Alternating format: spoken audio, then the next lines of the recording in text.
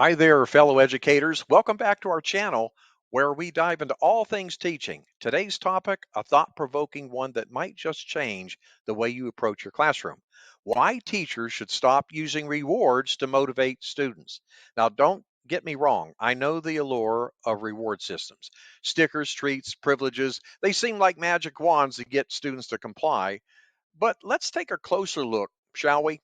We're going to start with tip number 4. And you'll definitely want to stick around to hear tip number 1. Okay, tip number 4, the temporary fix. When we rely solely on rewards, we're essentially offering a quick fix. It's like putting a band-aid on a leaky dam. Sure, the dam holds for a bit, but it won't last long. Similarly, rewards might get short-term compliance, but long-term commitment, that's where the struggle begins. You've seen it.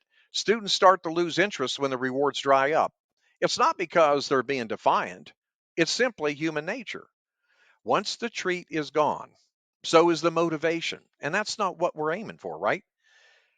Tip number 3, bullying versus building. When we use rewards as a motivator, we inadvertently send the message that the task itself isn't valuable. It's like saying, you won't do this unless I bribe you. We don't want our students to feel bullied into learning. So you might ask, what's the alternative? Let's move on to tip number 2, fostering intrinsic motivation.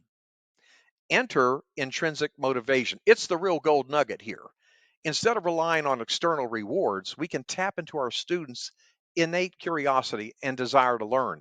Encourage them to find meaning in their tasks, to be curious, to explore. This creates a much deeper, lasting commitment.